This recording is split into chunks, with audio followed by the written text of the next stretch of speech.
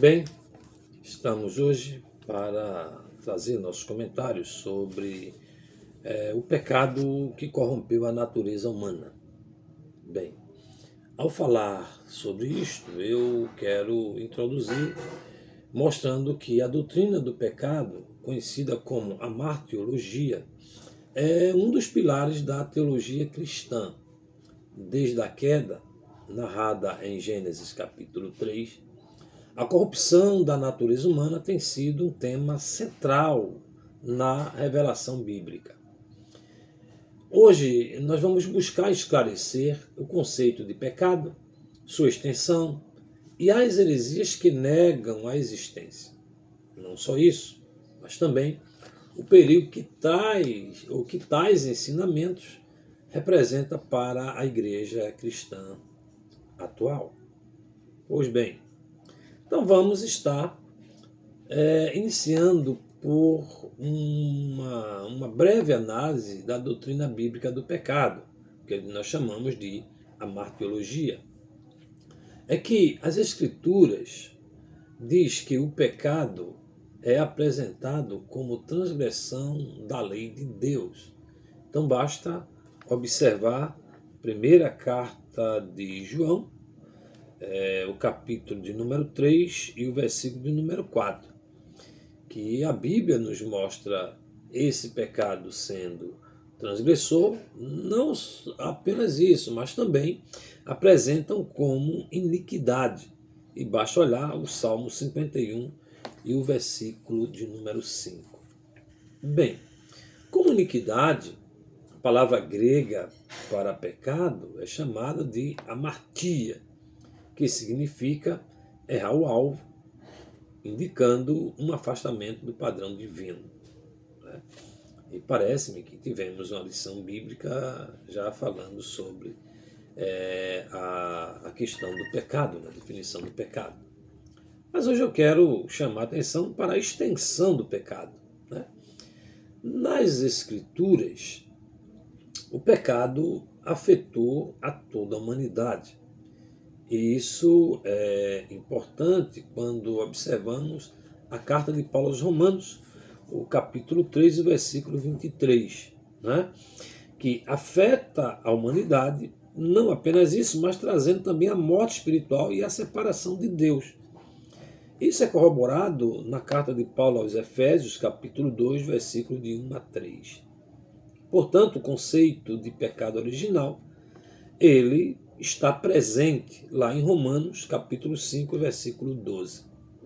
Indica que a natureza humana foi corrompida e não temos nenhum outro argumento contrário a isso dentro desse contexto bíblico. Então, quando observamos estas informações e queremos entender isto de forma mais extensiva, é olhar para Efésios, capítulo 2, versículo de 8 e 9.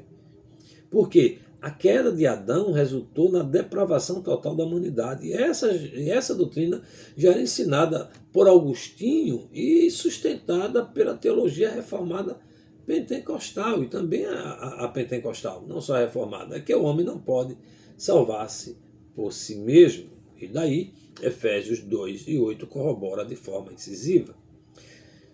Norman Geisler, quando faz seu comentário sobre o pecado em sua obra Teologia Sistemática, argumenta que o pecado é a falta de conformidade com o caráter e a vontade de Deus. Ele reforça que a corrupção do homem é completa no sentido de afetar todos os aspectos da sua formação, tanto intelecto como emoções, vontade. Isso nós vamos ver depois no pensamento neuroteológico. Geisler também destaca que negar a realidade do pecado leva a um conceito errôneo da necessidade de redenção. Ou seja, faz com que esta teologia seja minimizada, minimiza a cruz de Cristo. Assim, nós podemos, nesse contexto, avaliar esse pensamento neuroteológico em relação a doutrina do pecado, visto que a neuroteologia investiga a interação entre experiências religiosas e a neurociência, analisando como conceitos espirituais influenciam o funcionamento cerebral. Ou seja, o pecado, sendo uma condição moral e espiritual, pode ser estudado através de sua influência sobre o cérebro humano. Isso que a neuroteologia vai fazer. E aí começa pela influência do impacto do pecado no cérebro. E veja como isso é tão intenso, porque estudos sugerem que comportamentos associados ao pecado, como a mentira e a violência, ela venham alterar os padrões da atividade do córtex pré-frontal. E esta região, ela é responsável pelo controle inibitório e pela tomada de decisões. Assim, o pecado, por afetar essas funções, pode fortalecer padrões de pensamentos destrutivos. Verdade? E o livro de Provérbios, no capítulo 5, versículo 12 ao 19, já trazia esta informação. Tá? Bem, vendo o impacto do pecado no cérebro, nós vamos também observar como dá-se a influência da culpa e do arrependimento. Neurocientificamente, a culpa ativa o cíngulo anterior, que é a região que está associada à consciência moral e ao processamento do erro. Pois bem, o arrependimento genuíno, por sua vez, pode estimular, vejam que maravilha, estimular mudanças neuroplásticas que favorecem a restauração cognitiva emocional, ou seja, a libertação da culpa. A Bíblia declara que a tristeza, segundo Deus, opera arrependimento para a salvação. Interessante. Segunda carta de Paulo aos Coríntios, capítulo 7, versículo 10, corroborando a mudança de padrões mentais e emocionais na conversão. Mas temos mais. Nós vamos analisar aqui também o papel da graça e da restauração. A experiência da graça divina vai impactar sistemas neurais que estão relacionados ao bem-estar e à esperança, como a libertação, ou melhor, a liberação, né, da dopamina. Essa presença da graça que vai relacionar-se com esse bem-estar e a esperança vai provocar a liberação de dopamina no estriado ventral, influenciando positivamente a percepção de si e a motivação espiritual. E Romanos 12, que interessante, vai corroborar com esta iniciativa, ou seja, não vai asseverar, mas ela já fala antes de que a ciência tenha tido esta informação. Romanos 12 já afirmava isso, né? E não vos conformeis com este mundo, mas transformai-vos pela renovação do vosso entendimento. Esta é uma descrição bíblica do processo da neuroplasticidade espiritual. Tá? Pois bem, quando vemos todo esse arcabouço de informação que indica, né, como a influência do pecado é terrível no ser humano, nós sabemos que esta luta por essa defesa não é de agora, de há longo tempo. O período patrístico dos pais da igreja era assim. Os pais da igreja, como Irineu e Agostinho, enfatizavam a necessidade da graça para vencer o pecado. Agora, o pelagianismo, que é uma heresia do século V, negava a transmissão do pecado original. E tudo isto foi condenado lá no Concílio de Cartago, em 418 d.C. Houve esta negação da igreja. O concílio negou esta forma de pensar pelagiana. Né? Bem, o Concílio de Trento reafirmou a doutrina do pecado original contra os reformadores.